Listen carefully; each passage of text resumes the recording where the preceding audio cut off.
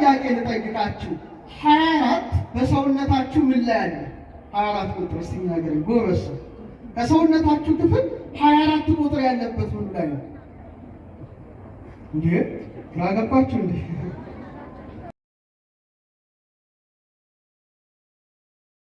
እነዚህ መላእክት ልዑላን ናቸው። በጣም የሚገርመው ቁጥራቸው ስንት ነው? 24 እስቲ በሉ። ለምን 24 አደረጋቸው? ስንት ሰዓት አለ? እስቲ ንገሩኝ። 24 ሰዓት አለ። 12 የቀን ሰዓትና 12 የሌሊት ሰዓት አለ።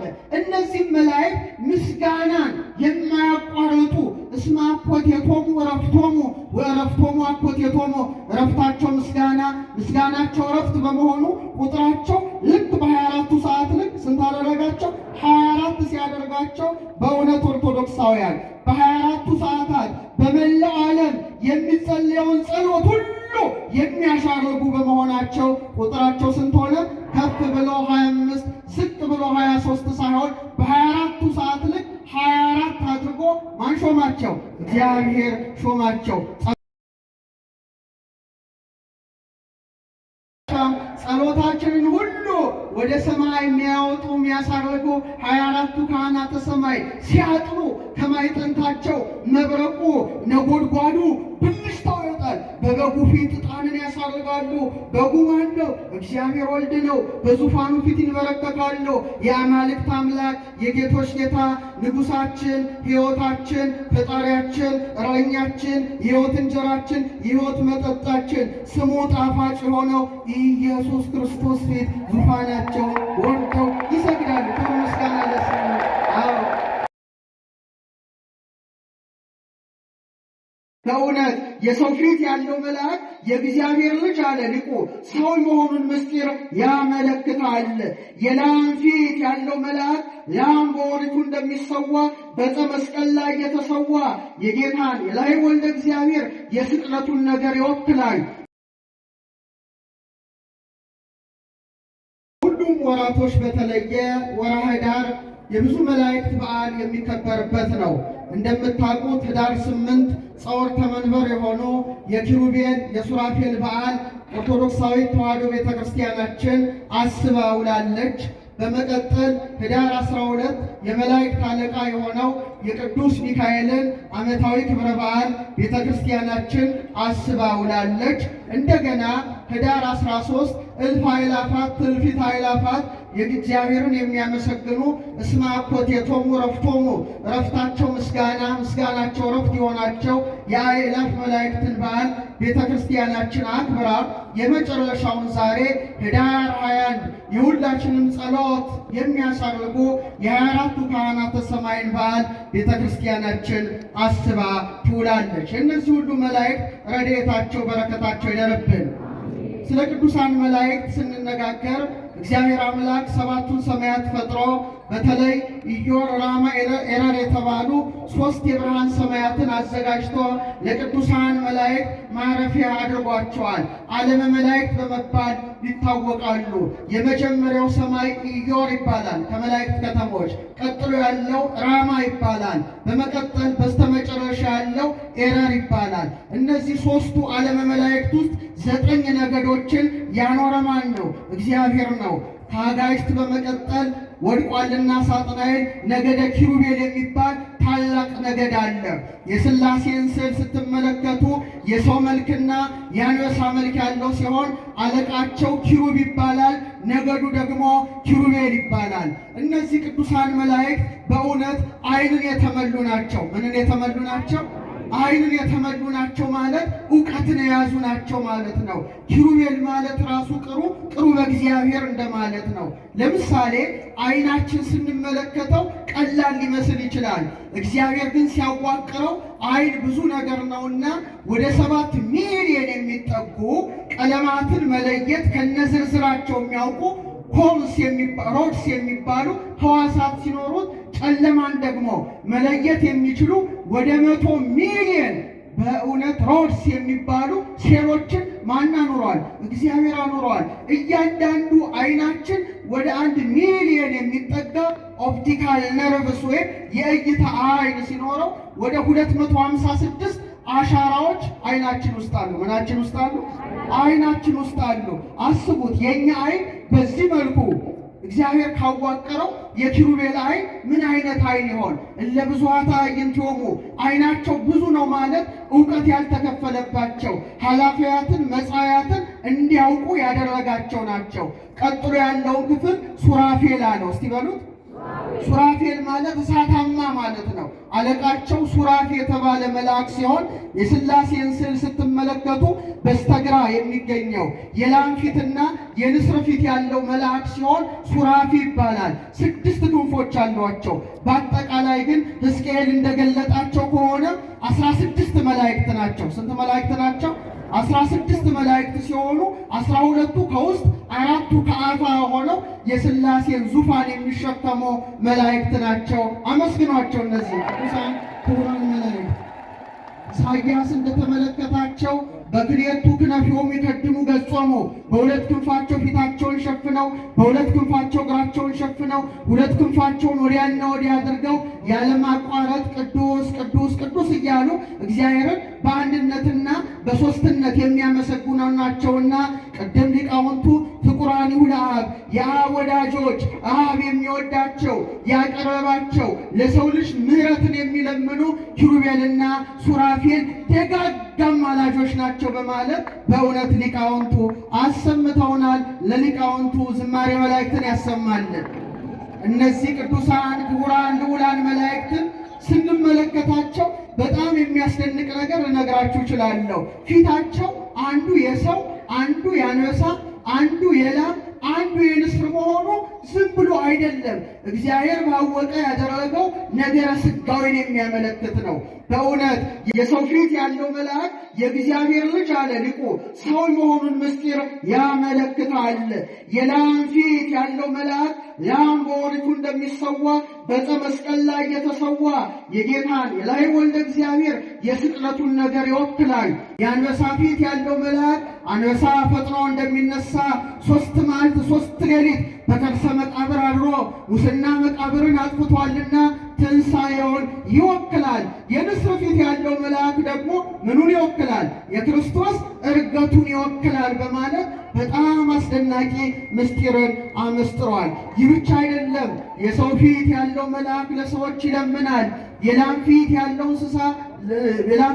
መልአክ ለቤት እንስሳዎች ይለምናል። የአንበሳ ፊት ያለው መልአክ ለዱር አራዊት ይጸልያል። የንስር ፊት ያለው መልአክ ደግሞ ለሰማይ አዕዋፍ ይጸልያል።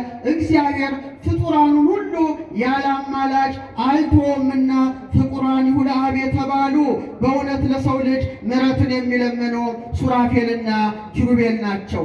ከፍጡራን ወገን ምትበልጣቸው ማተገኘች ድንግል ማርያም ኪሩባዊት ሰረገላ ሆና ተገኘች እንጂ ከመላእክት ወገን እነሱን የሚበልጥ የለም። ድንግል ማርያም ብቻ በልጣቸዋለች። ሕዝቅኤል ኮቦር በምትባል ወንዝ ተቀምጦ ሳለ ተመስጦ መጣበት። ቀና ብሎ ሲመለከት ኪሩቤልና ሱራፌል የእግዚአብሔርን ዙፋን ተሸክመዋል። ዙፋኑን ደግሞ በእሳት ምሰሶ መንኮራኩር ይዘው ታይተዋል። እነዛ በእሳት ምሰሶ ዙፋኑን የያዙትን ጌታ በጀርባዋ በማዘል በክንዷ በመታቀፍ በከናፍሯ በመሳም ማን በልጣቸዋለች? ድንግል ማርያም በልጣቸዋለች። ክብር ይግባት እናታችን። አንቲ ኪሩቤል አባ ጊዮርጊስ ነው። አንቺ ከኪሩቤል ትበልጫለሽ። ወትፈደፍዲም ሱራፌል ከሱራፌልም ትልቅ ያለሽ እስመ ሱራፌል ወኪሩቤል በሰረገላ እሳት ይጸውርዎ ልጅሽን አለ። ሱራፌልና ኪሩቤል በእሳት ሰረገላ ይሸከሙታል። ወበምጽናቲሁ ዘእሳት ይጼኑ መንበሮ ዙፋኑን በእሳት ምሰሶ ይደግፋሉና አንቲ ሰጾርኪዮ በከርስኪ አንቺ ግን ያንን አምላክ አለ በማኅፀንሽ ተሸከምሽው። ወአጠፍኪዮ በአብራክኪ በጉልበቶችሽ ታቀፍሽው። ወአዘልኪዮ በዘባንኪ በጀርባሽም አዘልሽው ካለ በኋላ ህየንተ ሰረገላ እሳት አብራክኪ ኮና በእሳቱ ሰረገላ ፋንታ ጉልበቶችሽ ሆኑ። ትዕይንተ ምጽናቱ ዘእሳት አእዳዊኪ ኮና፣ በእሳቱ ምሰሶ ፈንታ እጆችሽ ተተኳለ። እነዛ መላእክት ዙፋኑን በእሳት ምሰሶ ሲደግፉ፣ ድንግል ማርያም ግን ሕፃናት ናላ ያወርዳቸዋል ብለው ወላጆቻቸው በመሃል እጃቸው እንዲደግፏቸው ዓለምን የሚደግፈውን ጌታ ደገፈች። ክብር ለክንዷ፣ ክብር ለማኅፀኗ፣ ክብር ለጀርባዋ። ቀጥሎ ያለውን ክፍል ኃይላት ሲለው አለቃቸው የምትወዱት ሙሴን ከፈርዖን፣ ኢያሱን ከአማሌቅ፣ ሕዝቅያስን ከሰናክሬም፣ ዳዊትን ከጎልያድ፣ ዳንኤልን ከአፈ አናብስት የታደገው እስቲ በአንድ ላይ ስሙን ጥሩት። ማን ነው?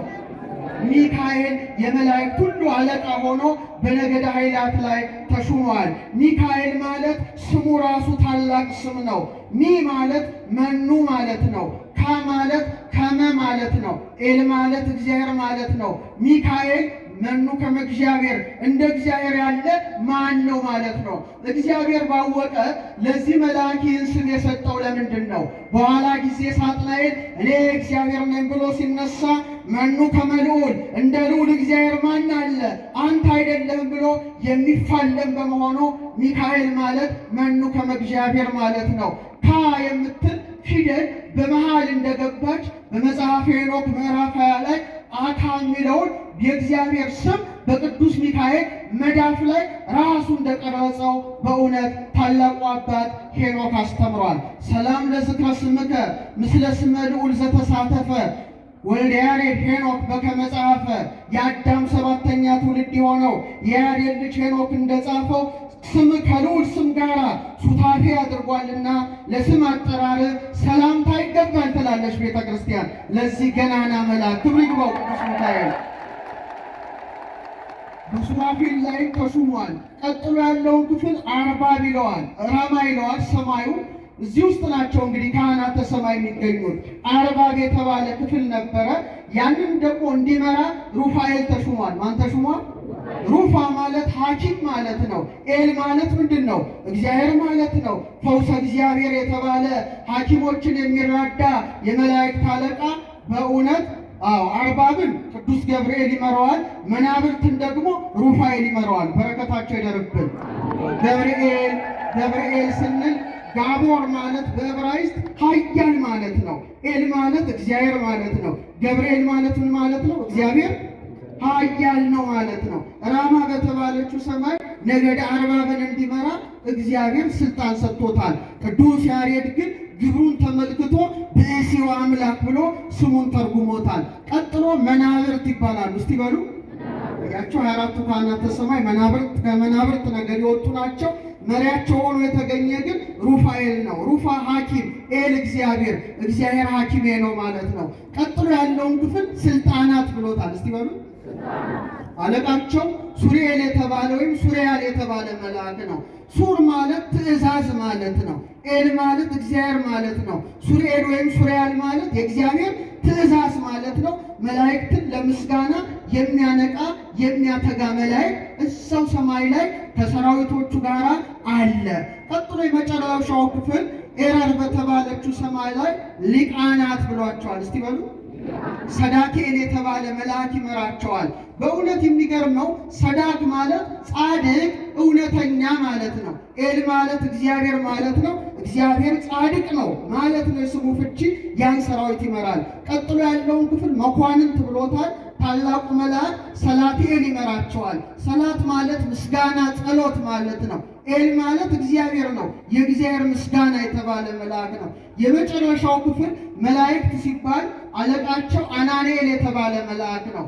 አናን ማለት ዝናብ ደመና ማለት ነው። የእግዚአብሔር ዝናብ የእግዚአብሔር ደመና የተባለ መልአክ ሲሆን የመጨረሻውን ክፍል እንዲመራ እግዚአብሔር ሾሞታል። ክብር ምስጋና ለአምላካችን ይሁንና እነዚህ ቅዱሳን ክቡራን መላእክት ዘጠኙ ማዕርግ ለሆነው ለቤተ ክርስቲያናችን የክህነት ማዕርግ ምሳሌ አድርጓቸዋል። የሚኖሩበት ሦስቱ ሰማያት ኢዮር፣ ራማ፣ ኤረር እንደሚባል በተመሳሳይ መልኩ ቤተ ክርስቲያናችን ስትሰራ ስንት ክፍል አላት? 3 ክፍል አላት። መቅደስ፣ ቅድስትና፣ ቅኔ ማኅሌት። 9 ነገድ 9 ማዕርግ በሰማይ እንዳለ አሁንም በቤተ ክርስቲያናችን 9 ክህነት አለ፣ የክህነት ማዕረግ አለ። ኪሩቤል የሊቃነ ጳጳሳት፣ ሱራፌል የጳጳሳት፣ ኃይላት የኤጲስቆጶሳት፣ አርባብ የቆሞሳት፣ መናብርት የቀሳውስት፣ ስልጣናት የዲያቆናት፣ እንደገና ደግሞ ሊቃናት የንፍቆቹ፣ መኳንንት የአንባቢያን፣ የመጨረሻዎቹ መላእክት ደግሞ የመዘምራን አምሳል ሆነዋልና ቤተ ክርስቲያን ትትሜሰል በጽርሐ አርያም ዘላይሉ፣ ቤተ ክርስቲያናችን ላይ ባለው በጽርሐ አርያም ትመሰላለች። አባ ጊዮርጊስ ክብር ለቤተ ክርስቲያናችን። መንበረ ብርሃን በዛ እንዳለ መንበሩ አለ። ታቦተ ብርሃን ታቦት ዘዶር እንዳለች ታቦት አለ። መንጦላዕተ ብርሃን የብርሃን መጋረጃ እንዳለ መጋረጃው አለ። እንደ 4ቱ ጾርተ መንበር 4ቱ ሊቃነ ጳጳሳት፣ እንደ 24ቱ ካህናተ ሰማይ ጳጳሳት፣ ኤጲስቆጶሳት ይገኙባታልና ጽርሐ አርያም ውስጥ የሰበሰበን ከመላእክት ጋር ሱታፌ እንድናደርግ ያደረገን የሰማይና የምድር ፈጣሪ አልፋ እግዚአብሔር ክብር ምስጋና ለስሙ ይሁን። ወደ 24ቱ ካህናተ ሰማይ ስንመጣ እግዚአብሔር አምላክ እነዚህን መላእክት በተለይ ከኪሩቤል 2ቱን ከሱራፌል 2ቱን አድርጎ እንደገና ደግሞ ሩፋኤል ከሚመራቸው ከሰራዊተ መናብርት ውስጥ ደግሞ 24 ሊቃናትን አውጥቶ መንበረ ስብሐት በምትባል ሰማይ ላይ አኖራቸው። ምን በምትባል ብዙ ስም አላት። መንበረ ብርሃን ትባላለች፣ ብርሃኑ ይበራባታል። መንበረ ጸባዖት ትባላለች፣ የሁሉ ቻይ የእግዚአብሔር ዙፋን ናት። መንበረ ስብሐት ትባላለች። ምስጋናው በእውነት በዛ ሰማይ ላይ እየተቀጣጠለ ይወጣል እና እዛ ላይ አኖረ።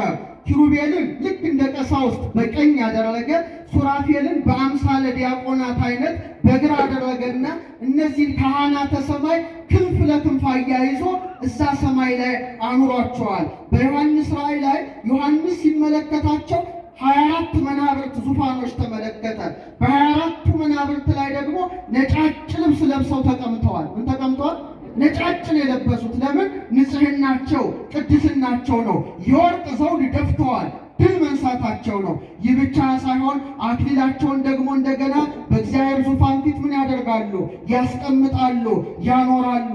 ዛሬ ቀሳውስት ኪዳን ሲያደርጉ ጥምጥማቸውን እንዲፈቱ ይሄ ትሕትና አምሳል ነውና ያወርዳቸዋል። ነጫጭ ልብስ ለብሰው በዛ ዙፋን ላይ እንዲቀመጡ አደረገ። ጳዚዮን የሚባል የብርሃን ዘውድ እንደፋላቸው።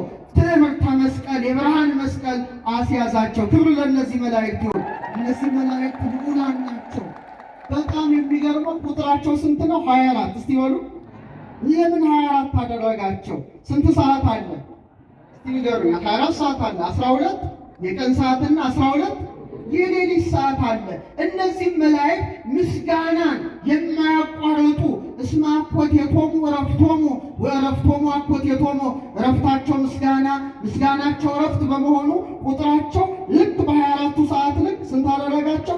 24 ሲያደርጋቸው በእውነት ኦርቶዶክሳውያን በ24ቱ ሰዓታት በመላው ዓለም የሚጸልየውን ጸሎት ሁሉ የሚያሻርጉ በመሆናቸው ቁጥራቸው ስንት ሆነ?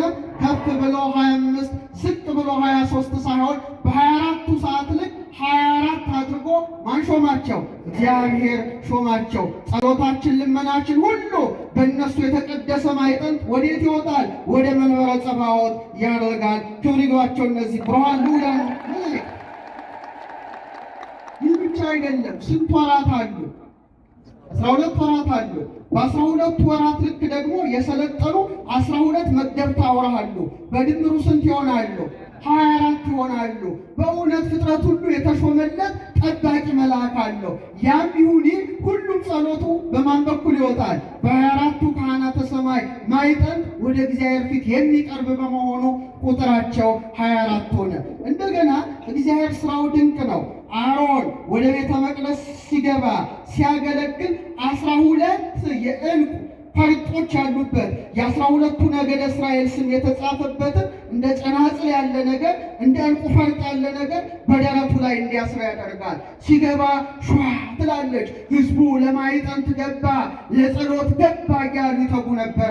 ቁጥራቸው ስንት ነበሩ? 12 ነበሩ። 12 የደረት ልብስ ያለው ልብስን ለብሶ ህብስት ያዘጋጃል። ጠረጴዛ አለ፣ ገበታ አለ። እዛ ላይ 6ቱን በቀኝ 6ቱን በግራ አድርጎ ምን ያደርጋል? ለእግዚአብሔር ያቀርባል። በድምሩ ስንት ይሆናሉ?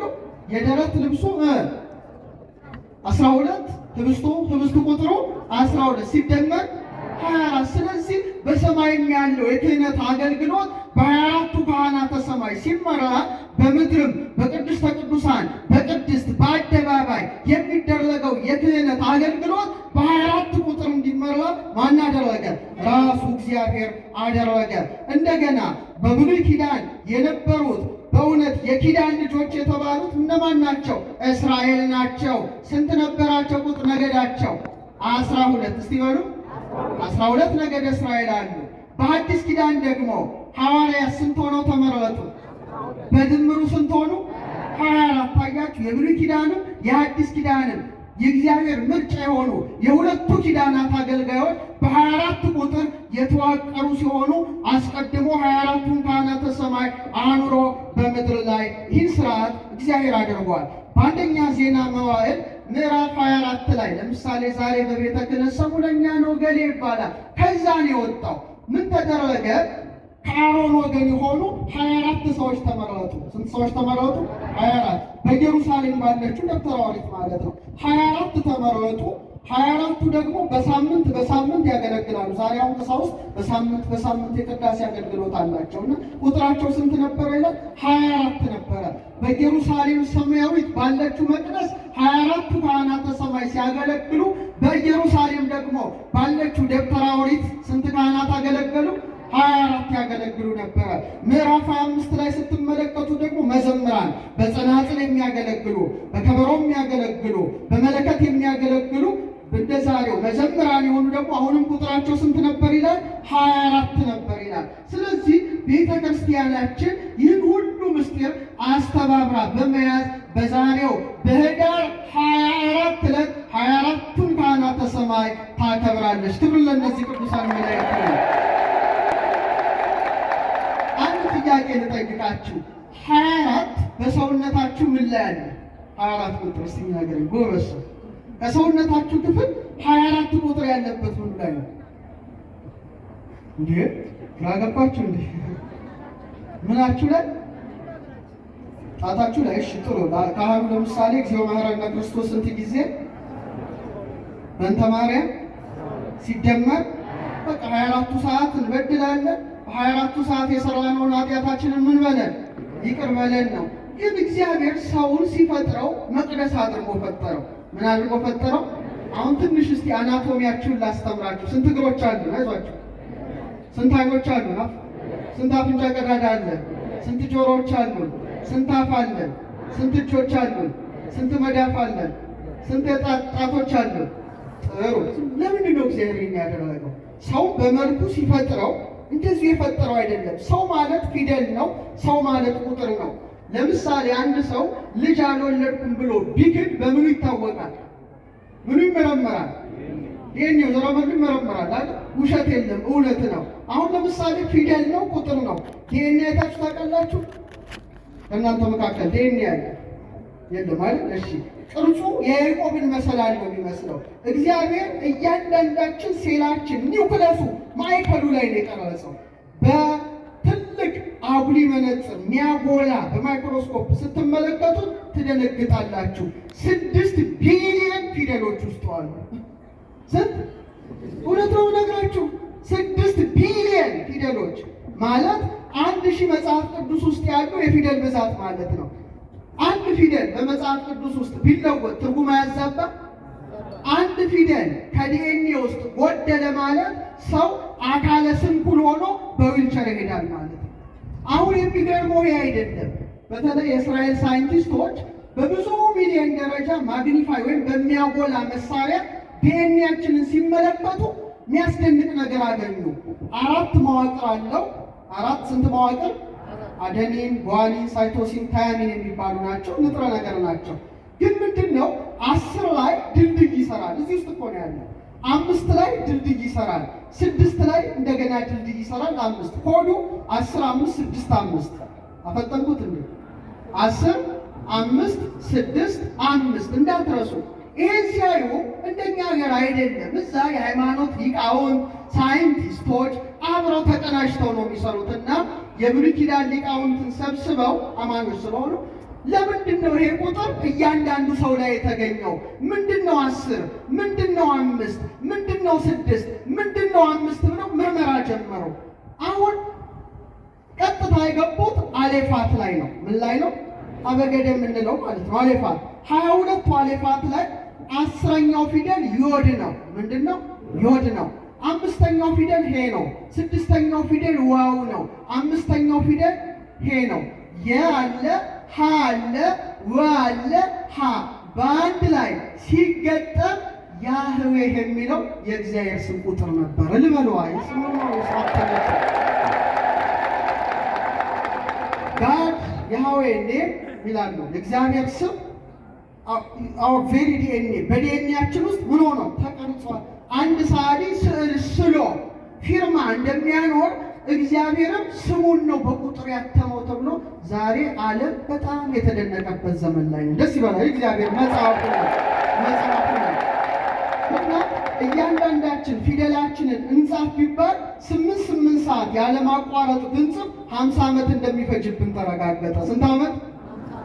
አሁን ቤተ መቅደሱ ሲታነጽ 2 ምሰሶ የነሐስ ምሰሶ እንዲመጡ ተደረገ። ያዕቆብና በለስ ይባላሉ። ስንት ምሰሶ? እንዳትረሱ። ቀጥሎ ምን አለ? አደባባይ አለ። በአደባባይ ካህናት የሚናጹበት ሁሉ ህዝቡ ስለቱ መባው የሚያቀርብበት ነው። ቀጥሎ ቅድስት አለ። የመጨረሻው ደግሞ ቅድስተ ቅዱሳን አለ። አሁን ሰው እግዚአብሔር መቅደስ በመሆኑ ስንት እግሮች አሉት? እንደ ያዕቆብና እንደ በለስ የሆኑ ናቸው። ምሰሶ ናቸው። እንደ አደባባይ እንደሚቃጠል ሆድ አለው። ኩላሊት ያጤሰውን ይባላል። ልክ የዕጣን መስዋዕት እንደሚሰዋበት ልብ አለው። እንደ ቅድስት አለው። አየሩ ልቡን ዙፋን አድርጎ በንጹሕ እስትንፋሱ እግዚአብሔርን ያመልካል። እንደ ቅድስተ ቅዱሳን ደግሞ ምን አለን? መክብበ ሕዋሳት የሆነ ራስ አለን። ጥበብ ሐነጸት ላቲ ቤት አለ ሰሎሞን። ጥበብ አለ ለራሷ ቤትን ሰራች። ወአቀመት ላቲ 7 አዕማደ 7 ምሰሶዎችን አኖረች አቆመች አለ። ጥበብ ማን ነው? እግዚአብሔር። ቤቱ ማንን? እኛ ነን። 7 ምሰሶዎች የተባሉት እነማን ናቸው? ስንት ዓይኖች አሉን? ተናገሩ እንጂ። ስንት ጆሮዎች አሉን? ስንት የአፍንጫ ቀዳዳ አለን? ስንት አፍ አለን? 7ቱ የመቅረዝ መብራቶች በዮሐንስ ራእይ በፊቱ እንደበሩ ዛሬም የክርስቲያኖች 2 ዓይኖች መሲሕ ወልደ እግዚአብሔርን ማየት ይገባቸዋል። 2 ጆሮዎቻቸው የእሱን ድምፅ መስማት ይገባቸዋል። 2 የአፍንጫ ቀዳዳዎቻቸው እፍረት ሙዝ የተባለ የጌታን መዓዛ ማሽተት፣ አፋቸው ሥጋውን መብላት ደሙን መጠጣት፣ ልቡናቸውን እንደ መንበር እስትንፋሳቸውን እንደ ዕጣን ፍቅራቸውን እንደ እሳት አድርገው መስዋዕት ሲያቀርቡለት ትክክለኛው የክርስቶስ መቅደስ ይሆናሉ። መቅደሱ ያደረገን አምላክ ምስጋና ለስሙ ይሁን። 24ቱን እንፈልጋቸው ውስጥ እግዚአብሔር ሰውን ዝም ብሎ አላኖረውም። አሁን የራስ ቅል አለ። ምን አለ? የራስ ቅል ሲባል ሁሉ ትዝ የሚላችሁ ምንድን ነው? የራስ ቅል ወንጌል ላይ አታነቡም? ወንጌል የራስ ቅል ሲባል ጎልጎታ አይደል እንዴ? ትርጓሜው የራስ ቅል ወደምትባል ጎልጎታ ወሰዱት ይላል። የራስ ቅል አስቡት። የራስ ቅል ምንድን ነው ይሄ? አስባችሁ ታውቃላችሁ? ጎልጎታ የራስ ቅል ለምን ተባለች? የጌታ መስቀል ስር አንድ የራስ ቅል ታያላችሁ አይደለም? በጣም ጥሩ። የአዳም ራስ ነው። ጥሩ። ስዕሉ ላይ ያለው እኛ ፊት ላይ ይነበባል። የትም አትሄዱ። ጌታችን በ33 ዓመቱ የራስ ቅል የምትባል ጎልጎታ ላይ ተሰቀለ። እያንዳንዱ ሰው ወደ ምድር ሲመጣ አማኒ ይሁን የአማኒ ይሁን ሴት ይሁን ወንድ ይሁን እግዚአብሔር በተፈጥሮ የሚሰጠን የጀርባ አጥንታችን ቁጥር በጌታ ዕድሜ ልክ 33 ነው። ደስ ይበላችሁ። እዚህ ድረስ ማለት በተግሬ አከባሪያት የሳይንቲፊካል ፕሩፍ የሆነ ነው ነገራችሁ። ከዚህ ጀምራችሁ ልክ ራስ ቅላችሁ እስክትደርሱ ስንት አጥንት አለ? ድገሙ። ስንት አጥንት አለ? 33 አጥንት አለ። ቀጥሎ ምን አለ? የራስ ቅል አለ። አለቃ አያሌው ታምሩ ሊቀ ጠበብት በአንድ ወቅት የራስ ቅል የምትባል ስብከት ነበራቸው። ሰምታችሁ ከሆነ ምን አሉ? ኢየሱስ ክርስቶስ የራስ ቅል የምትባል ጎልጎታ ላይ ተሰቀለ። ስጋውን ቆረሰ፣ ደሙን አፈሰሰ። ጎልጎታ ላይ የተሰቀለው አንድ ጊዜ ነው። ዛሬ ግን በእያንዳንዱ ክርስቲያን የራስ ቅል ላይ ምኑ ተተክሏል? መስቀሉ ተተክሏል። እናንተ የማታስተውሉ የገላትያ ሰዎች ኢየሱስ ክርስቶስ እንደተሰቀለ ሆኖ በፊታችሁ ተስሎ ነበር አለ ጳውሎስ። ለእውነት እንዳትታዘዙ አዚም ያደረገባችሁ ማን ነው አለ። አሁን የራስ ቅል የአዳም ሲሆን አዳም ስንተኛ ፍጥረት ነው? ተናገሩ። 22 እስቲ በሉ ድገሙት። እግዚአብሔር ሰውን ሲያመጣው እያንዳንዳችን ስከል ቦንስ ይባላል። የራስ ቅል አጥንት ቁጥሩ ስንት ነው? 22 ነው። ሚደንቅ እኮ ነው። ታዲያ ወደ ታች ወረድ ስንል ምናችን አለ? ልብ። እስቲ በሉ ድገሙት እስቲ። ልብህን ጠብቅ ይላል። ልብ ማለት የልዑል ቤት ማለት ነው። የልዑል ዙፋኑ ማለት ነው። በዚህ የልዑል ዙፋን በሆነው ልባችን ላይ እጅግ የሚገርም ቁጥር ታያላችሁ። ሪብስ የጎድን አጥንት ስንት ነው ቁጥሩ ይመስላችሁ? እስቲ ንገሩኝ። ሐኪሞች የላችሁ? እዚህ ውስጥ ሐኪም ዶክተርስ፣ ሜዲካል ዶክተሮች የላችሁ? የሰው ልጅ የጎድን አጥንቱ ልብን የከበበው ስንት ነው? 24 ነው። ደስ ይበላችሁ። ስንት ነው? እግዚአብሔር 20 ነው። ምን ይበልሻባ አርያ ነው በአምሳሊነ። ሰው ማለት የእግዚአብሔር ምኑ ነው? መቅደስ ነው። በመጨረሻም 24ቱ ካህናተ ሰማይን ስናነሳ አንድ ነገር ልንገራችሁ። ግን ከዛ በፊት ነው በጣም የሚያስደስት ነገር የሰው ልጅ የራስ ቅሉ ተፈታ። በእኛ ዘመን ድሮ የራስ ቅል አይታይም። አሁን ግን እዚያው ሰርጀንቶቹ መቅደድ ጀመሩ፣ መስፋት ጀመሩ። ለመጀመሪያ ጊዜ የሰው ልጅ ጭንቅላት ሲከፈት በጣም አስደንጋጭ ነገር ተገኘ። ነገራችሁ ትፈልጋላችሁ? እያንዳንዱ የራስ ቅላችን በሙሉ ስርዓቱ ዘፍጥረት 1 ዘፍጥረት 2 ዘፍጥረት 3 ላይ ያለ ነገር ሆኖ ተገኘ። ምን ተገኘ መሰላችሁ? መጀመሪያ የተገኘው ክሬኒያል ነርቭስ የሚባሉ እንድናሸት፣ እንድንቀምስ፣ እንድናወራ የሚያደርጉ እንደ ቅርንጫፍ ያሉ ናቸው። 12 ናቸው። ስንት ናቸው? እግዚአብሔር ለምን ይሄን ያደርጋል? አነ ውእቱ ሐረገ ወይን ዘጽድቅ፣ የእውነት የወይን ግንድ ማን ነው? እሱ ነው። ወአንትሙ ወይጹቂሁ፣ ቅርንጫፎቹ 12 ሐዋርያት ናቸው። ይህ ብቻ አይደለም፣ እጅግ ነጭ የሆነ ዛፍ ተገኘ። አርበር ቪቴ ይሉታል። ደነገጡ። ቅጠል ልክ ነው፣ በጣም ነጭ ነው። እና ሳይንቲስቶቹ ምን ብለው ሰየሙት መሰላችሁ? ይሄ መንፈስ ቅዱስ ነው የሚያናግረው። በዛም በዚህም ትሪ ኦፍ ላይፍ፣ የህይወት ዛፍ አሉት። ምን አሉ? ነጭ ነው። በጣም ይገርማል። ከስሩ ደግሞ ሜላቶኒን አለ። የማር ቀለም ያለውና የወተት ቀለም ያለው ነጭና የማር ቀለም ያለው በዚህ ውስጥ ይፈሳል። ይሄን ያደረገ ማን ነው? ይህ ብቻ አይምሰላችሁ። በዚህ በ33ቱ አከርካሪ አጥንት የሚወጣ የሚወርድ ልዩ በጣም አንጸባራቂ የሆነ ፈሳሽ ተገኘ። በጣም ይሄ ፈሳሽ ልዩ ነው። መልኩ በጣም የተለየ ነው። ሳይንቲስቶቹ ምን አሉት መሰላችሁ? ተመልከቱ፣ ቀላል አይደለም። እግዚአብሔር ያናግራል። ሳክሪስ ሰክሬሽን ወይም ክራይስት ኦይል፣ የክርስቶስ ቅባት አሉት። ይህ ሲቆም ሰው ይሞታል። እውነቴን ነው የምነግራችሁ።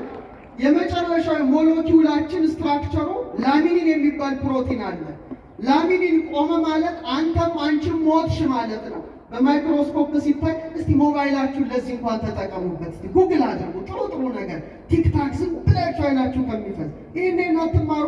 እኔ ውጭ ሀገር ሲሄድ ቲክቶክ ስከፍት በሙሉ የሚታየው የሳይንስ ምርምር ነው። ውጭ ሀገር አንድ የሆነ እንቶፈንቶ ቆሻሻ ነገር የለም። በሙሉ ስክሪን ተደርጎ ቆሻሻ ጋርቤጁ እዚህ ነው የሚወድቀው። ቆሻሻ መድፊያ አለ አይደል? ቆሻሻ ልክ ጋርቤጅ ቆሻሻ ሁሉ እዚህ ይደፋል። እዛ ግን የምርምር አልፎ ተርፎ ደግሞ ያው ሀብታም ስለሆኑ የመብል ይመጣል። እንዲህ ምግብ ስራ እንዲህ ስራ እንጂ ቆሻሻ ነገር አይመጣም። እና ተጠቀሙበት። እና ላሚኒን ፕሮስ ብላችሁ እስቲ ጉግል አድርጉ። ጌታ እጁን ዘርግቶ እንደተሰቀለ ሆኖ ያለበት ነው። ለካ እስራኤል ሕይወትን በፊት ታያለ ያለ ደስ ይበላችሁ። ውስጣችን መቅደስ ነው፣ የሱ መቅደስ ነው። እንደ ፍቅረ እግዚአብሔር ቀኝ እጅን ሰጥቶ፣ እንደ ፍቅረ ቢዝ ግራ እጅን ሰጥቶ፣ እንደ 2 ጽላት መዳፍን ሰጥቶ፣ እንደ 10 ቃላት 10 ጣታችንን ሰጥቶ፣ የሙሴን ሕግ በጣታችን የልጁን ሕግ ደግሞ በልባችን ያተመ እግዚአብሔር አብ ክብር ምስጋና ለስሙ ይሁን። አዎ ይህን ማወቅ ያስፈልጋል። እና በመጨረሻ ጸሎታችንን ሁሉ ወደ ሰማይ የሚያወጡ የሚያሳርጉ 24ቱ ካህናተ ሰማይ ሲያጥኑ ከማዕጠንታቸው መብረቁ ነጎድጓዱ ብልጭታው ይወጣል። በበጉ ፊት ዕጣንን ያሳርጋሉ። በጉ ማን ነው? እግዚአብሔር ወልድ ነው። በዙፋኑ ፊት ይንበረከካሉ። የአማልክት አምላክ የጌቶች ጌታ ንጉሳችን፣ ሕይወታችን፣ ፈጣሪያችን፣ እረኛችን፣ የሕይወት እንጀራችን፣ የሕይወት መጠጣችን ስሙ ጣፋጭ የሆነው ኢየሱስ ክርስቶስ ፊት ዙፋናቸውን ወርደው ይሰግዳሉ። ክብር ምስጋና ለስሙ። አዎ እና ኦርቶዶክሳውያን በመጨረሻ የምነግራችሁ የካህናተ ሰማይ ማዕጠንት የተባለች ማናት? ድንግል ማርያም እኮ ናት። አታመሰግኗት?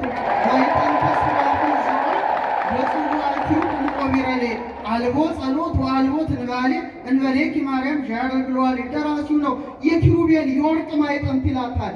እነዛ የሁላችንም ጸሎት እንደሚያሳርገው ድንግል ማርያምም ምዕራገ ጸሎት ናት። ክብር ይግባት እናታችን ምስዋና ማስተማሰለኪ አወጽእትነ ማርያም በማዕጠንት ዘወርቅ ያሬድ ነው። በካህናተ ሰማይ ማዕጠንት ባለው እጃቸው ውስጥ በተያዘው የወርቅ ማዕጠንት እንመስልሻለን። ለምን መሰላችሁ? ጌታን አሁን ብትለምኑት፣ አሁን ተክለ ሃይማኖት አሉ አይደለ? ተክለ ሃይማኖት አማልደኝ ብትሉት ከማን ነው? ባለቤቱን ለምኑት። ስለ ተክለ ሃይማኖት ብለህ ምን በለን በቃ ከዚያ አያልፍም። ወደ ድንግል ማርያም ግን ስትመጡ 9 ወር ከ5 ቀን ስለተሸከመ ማኅፀኗ ኪሩቤልና ሱራፌል በፍርሃት የሚንቀጠቀጡ ለአንተ ስላዘለ ስለ ጀርባዋ ፈጣሪ ዓለማት መጋቢ ዓለማት አንተን ስላጠቡ ጡቶቿ አንተን ስላዩ የአንተን መዓዛ ስላሸተቱ ከአንተ ጋር ስለተነጋገረ አንተን ስለዳሰሰ ከአንተ ጋር ስለተመላለሰ ክብር ይግባት ምዕራገ ጸሎት እመቤታችን በዚህ ተመስላለች። በመጨረሻም ታላቁ ጻድቅ አባታችን ተክለ ሃይማኖት ምድራዊ ሰው ሲሆን ሰማያዊ መልአክ ሆኖ የተገኘ ታላቅ አባት። እኔ ባለፈው ሳምንት ግብፅ ነበርኩኝ። ግብፅ አቡነ ተክለ ሃይማኖትን እንደሚያከብሩ ትደነቃላችሁ። የአቡነ ተክለ ሃይማኖት ብዙ ቤተክርስቲያን አለ እና አምባ ተክለ ሃይማኖት ነው የሚሏቸው። መጋረጃው ላይ ከነ6 አክናፈ ጸጋቸው ይሳላሉ። አቤት ተክለ ሃይማኖት ሲባል ልባቸው በደስታ ይፍነከነካል። ከኢትዮጵያ ለሚመጣ ሰው ታላቅ ክብር ይሰጣሉ። ለምን? የአቡነ ተክለ ሃይማኖት ልጆች ናቸው ብሎ ስለሚያስቡ ክብራቸው ሲሄደ ታላቁ አባት የእግዚአብሔር መልአክ ነጥቆ ወስዶ ከካህናተ ሰማይ አጠገብ አኑሮ የወርቅ ማዕጠንት ሰጥቶ የሥላሴን ዙፋን አብረው ስብሐት ወክብር ብለው እንዲያጥኑ ሲያደርግ ተክለ ሃይማኖት ምን አሉ? ልብሴ እንደ ልብሳቸው ምስጋናዬ እንደ ምስጋናቸው ሆነ ብለው በሥላሴ ፊት ዘመሩ። ዛሬ ዛሬ ዛሬ ማለት በካህናተ ሰማይ ኢትዮጵያውያን እንዴት የታደሉ ናቸው! ያሬድ አባታችን ዋይ ዜማ ዘሰማይኩ በሰማይ መላእክት ቅዱሳን ተነጥቆ ቅዱሳን መላእክት የሚያመሰግኑትን ምስጋና ዳውንሎድ አድርጎ አምጥቶ በሀገራችን በኢትዮጵያ ላይ ሲያዜም ደግሞ ታላቁ አባት ተክለ ሃይማኖት ደግሞ ተነስቶ የቀረውን የክህነት የማዕጠንት አገልግሎቱን ፈጽሟል። ተክለ ሃይማኖት ተክለ ሃይማኖት ተክለ ሃይማኖት ረድኤቱ በረከቱ ይደርብን። የካህናተ ሰማይ አማላጅነት፣ የኪሩቤል የሱራፌል ጸሎት፣ የእልፍ አእላፋት ቅዱሳን መላእክት ተራዳይነት በሀገራችን በቅድስት ኢትዮጵያ ላይ አድሮ ይኑር። ወስብሐት ለእግዚአብሔር።